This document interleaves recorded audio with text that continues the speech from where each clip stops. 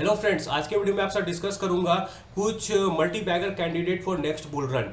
ठीक है। मैंने लास्ट वीडियो में आपके साथ ऑलरेडी डिस्कस किया था कि कैसे low PE combined with high growth can lead to a multi bagger. ठीक है। और आज के वीडियो में आपको कुछ एग्जांपल्स दूंगा। देखिए, ये सिर्फ एग्जांपल्स है जो मुझे लगता है कि can be a potential multi bagger. मैं गलत भी हो सकता हूं, आप अपना डिसीजन सोच समझ के लीजिएगा। मेरा काम है आपको कुछ ऑप्शंस दिखाना कि दीज आर गुड ऑप्शंस। आप अपना सेलेक्ट कीजिएगा, अपना रिसर्च कीजिएगा, तब पैसा लगाइएगा, मेरे बोलने पे नहीं जाना है। ठीक है। चलिए अब स्टार्ट करते हैं। तो सबसे पहला कैंडिडेट जो मुझे लगता है वो है Oriana power and second is KPI green, और ये दोनों रिन्यूएबल सेक्टर से है। सबसे पहली बात मैं आपको बता देता हूं, सोलर सेक्टर में कहीं नहीं जा सकता है, क्योंकि सबसे बड़ा रीजन है solar is a cheapest form of energy आज के टाइम पे।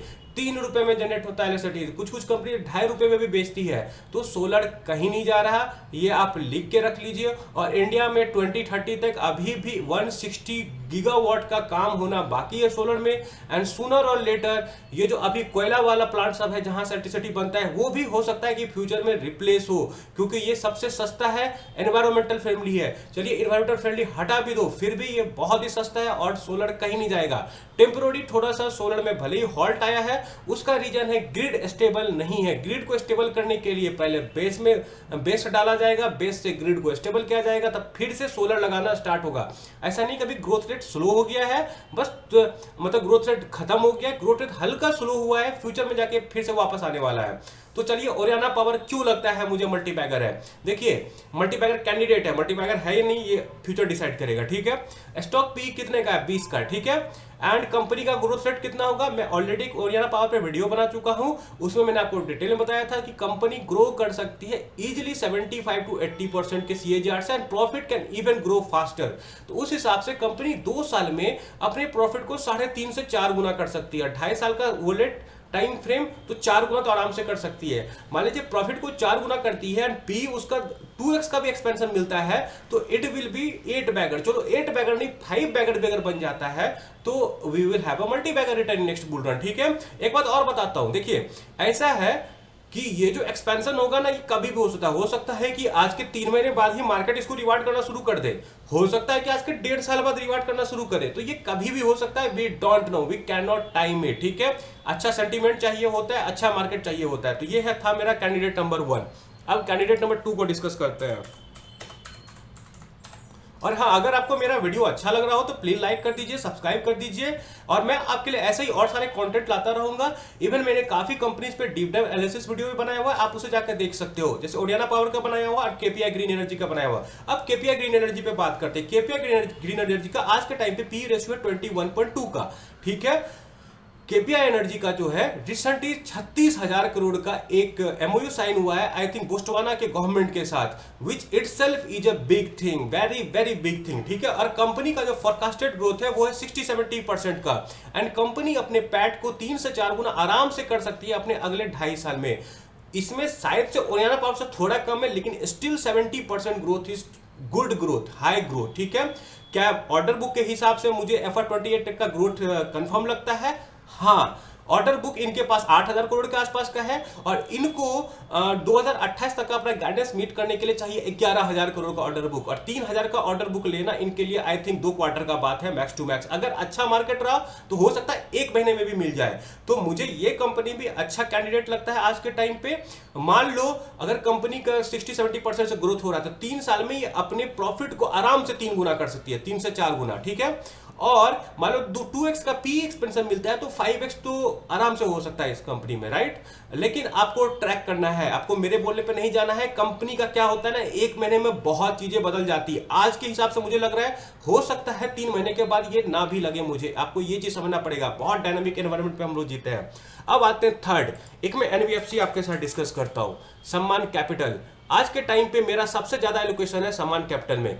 एक्चुअली एलोकेशन है, लेकिन पैसा सबसे ज्यादा है दूसरे किसी कंपनी में। ठीक है। Along with profit. तो कंपनी का आप देखोगे आज के टाइम पे आपको स्टॉक पी दिखेगा 9.34 का। ठीक है। अगर आप देखोगे कंपनी का प्राइस टू बुक रेशियो जो 0.52 का है। ठीक है। तो ये एक एनबीएफसी है, तो इसका हम नापेंगे with combination of stock P and price to book value, mostly price to book value. Company का बोलना है, इनको क्या हुआ है, रिसेंटली प्रोमोटर मिला है नया। ठीक है। यूएई बेस्ड एक प्रोमोटर आईएससी मिला है। ठीक है।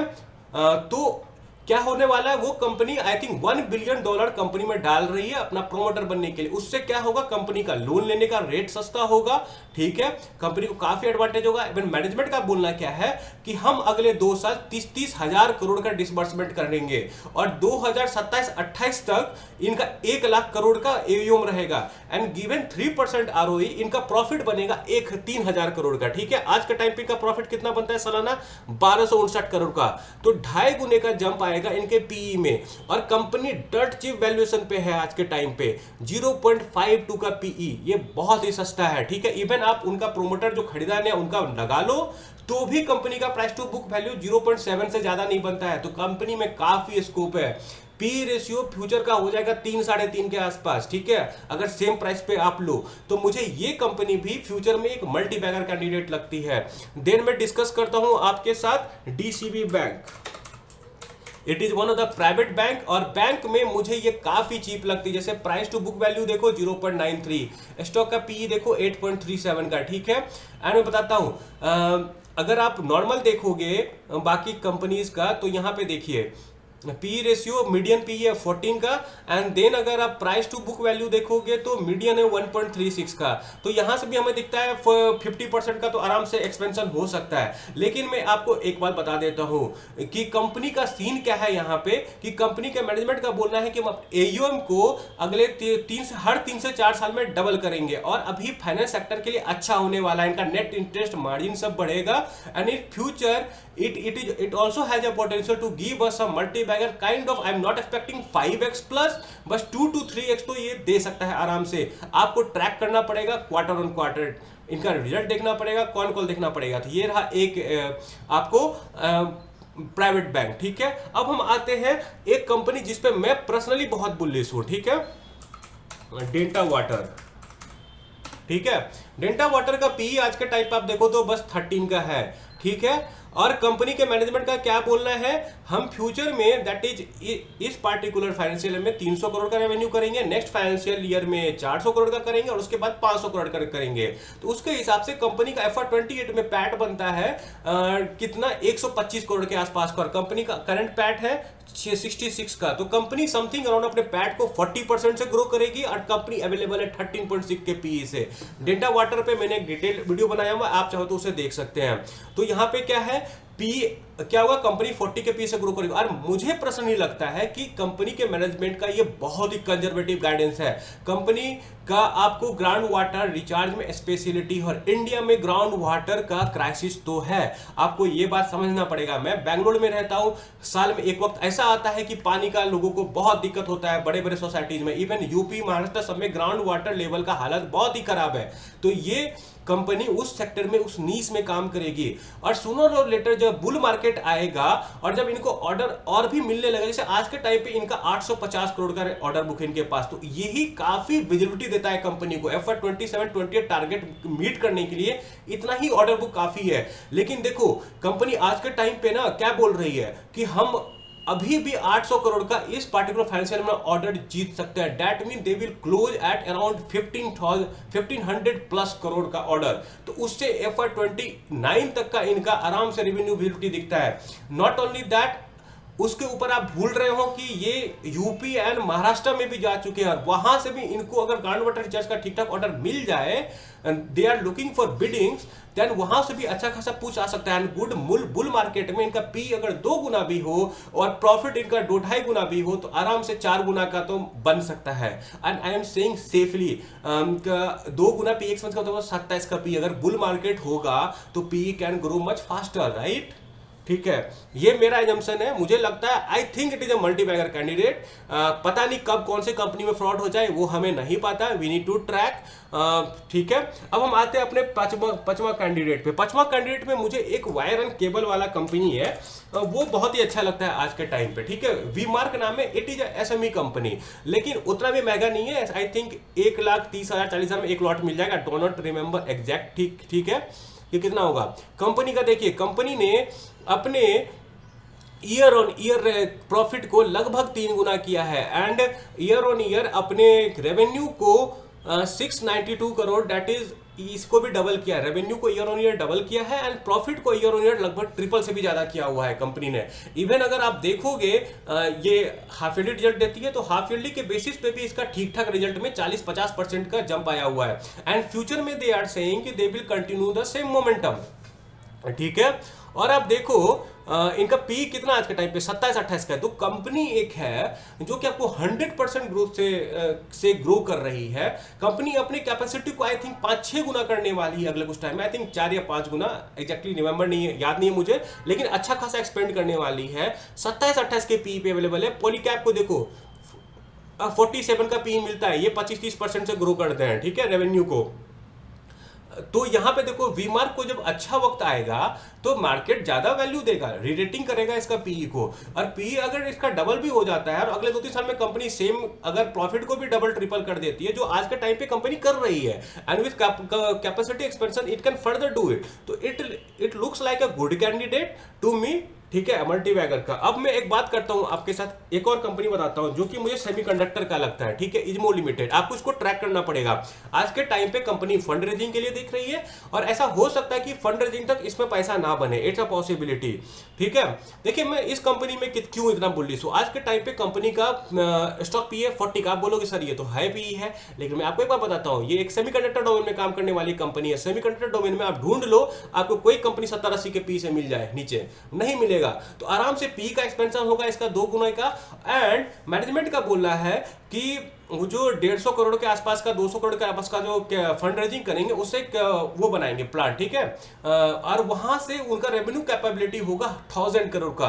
और उनके पास क्लाइंट से बात वगैरह हो रहा है, चलो 1000 करोड़ भी नहीं, अगर इनका नॉर्मल बिजनेस भी 3-4 नॉर्मल बिजनेस जो ये उन्होंने बोला है कि 20-25% से ग्रो करेगा एंड इजमो माइक्रो सिस्टम से, दैट इज जो इनका सेमीकंडक्टर वाला डोमेन है, वर्टिकल है, उनसे ये टारगेट कर रहा है अगले 2 साल में एटलीस्ट 200 करोड़ का रेवेन्यू तो टारगेट कर रहा है, ठीक है। उस हिसाब से इनका पैट आज के टाइम से 3-4 गुना तो आराम से होगा। मैंने इजमो पे भी डिटेल एनालिसिस वीडियो बनाया, आप उसे देख लीजिए एक बार, ठीक है, आपको ज्यादा बेटर समझ में आएगा। आज के टाइम से बस मैं इतना बता रहा हूं, कंपनी सेमीकंडक्टर में है, सेमीकंडक्टर में हाई वैल्यूएशन डिमांड करता है and on top of that इनका प्रॉफिट अगले 3-4 साल में 3-4 गुना आराम से हो सकता है, आई थिंक मोर ऑल्सो। तो given that fact it also has like 2x अगर पी इनका एक्सपेंड करेगा और 3-4x इनका प्रॉफिट एक्सपेंड करेगा, it is also multibagger candidate, right. But it's my thinking, you need to track quarter on quarter, चीज काफी fast बदलता है, ठीक है, कंपनीज वगैरह में। देन मैं आपको एक और कंपनी शेयर करता हूं, वो है इंडिगो पेंट्स। इंडिगो पेंट्स के मैनेजमेंट का बोलना था कि डिमांड इज कमिंग बैक। किस चीज का डिमांड वापस आ रहा है? डिमांड वापस आ रहा है, कस्टमर का सेंटीमेंट बढ़ रहा है। देखिए टैक्स कट हो चुका है, इवन इस सबसे तो सभी कंपनी को फायदा हुआ है, जीएसटी कट हो चुका है, इंटरेस्ट रेट कट हो चुका है, हाउसिंग लोन सस्ता होगा। देन आपको अगर देखो क्रूड ऑयल का प्राइस सस्ता हो चुका है, तो पेंट इंडस्ट्री के लिए माहौल बहुत ही अच्छा होते जा रहा है डे बाय डे। और मैनेजमेंट का बोलना था कि we are targeting double digit growth by in H2, ठीक है, सेकंड हाफ में बोल रहे थे कि अच्छा खासा ग्रोथ आ सकता है। और आप स्टॉक पी देखोगे तो बस 38 का है। इस पार्टिकुलर इंडस्ट्री में पी कितना होता है? Same median P Asian paint 66 का डिमांड करती है। तो ये अपने जो इंडस्ट्री है ना उसके पी के आसपास ही है। लेकिन क्या है इंटरेस्टिंग वो आपको दिखाता हूं।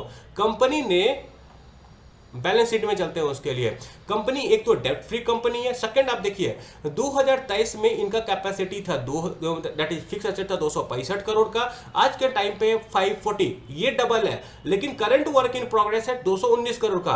अगर ये काम खत्म हो जाता है तो इनका फिक्स्ड एसेट 3x हो जाएगा। विथ 3x फिक्स एसेट, ठीक है, 3x fix at a cheap valuation compare to paint industry में जो वैल्यूएशन मिलता है उसके हिसाब से इनका वैल्यूएशन बहुत चीप है, ठीक है, ये चीज आप ध्यान दीजिएगा।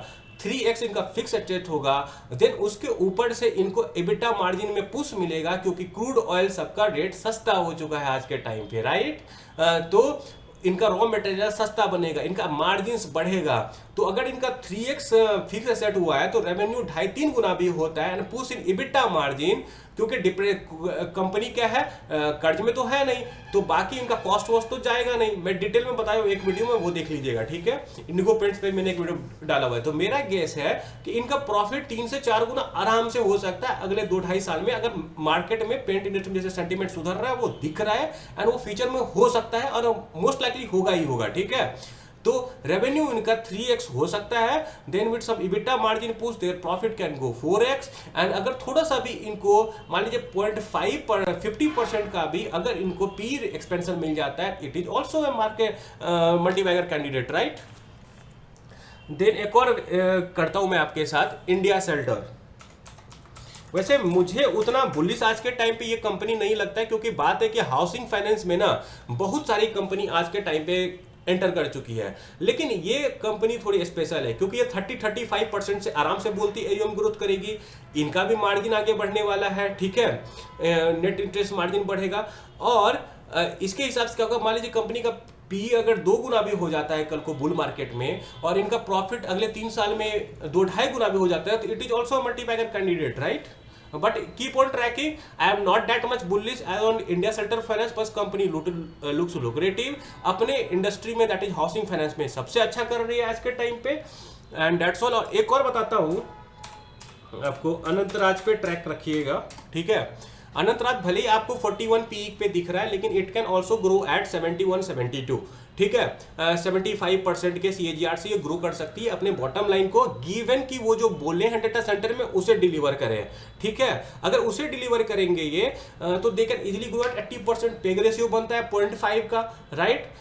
तो यहां से अगर मान लो इनको थोड़ा भी एक्सपेंशन मिलेगा पीई में, मान लो 50% का भी मिलता है, क्योंकि मिल सकता है, क्योंकि आपको ये चीज ध्यान देना पड़ेगा, ये डेटा सेंटर सेगमेंट में है, एंड डेटा सेंटर सेगमेंट वाली कंपनी को थोड़ा प्रीमियम वैल्यूएशन मिलेगा। नेटवेब का वैल्यूएशन कितना है, 140 का है, ठीक है। तो मान लो ये 60 का भी अगर पी इनका हो, डेट इज 50% भी पी एक्सपेंड करे, और अगले 3-4 साल में ये अपना प्रॉफिट को आई थिंक 6 गुना करने वाला है, तो वहां से ये कंपनी भी आपको एक मल्टीबैगर कैंडिडेट बन जाएगी, ठीक है। लेकिन आपको ट्रैक करना पड़ेगा।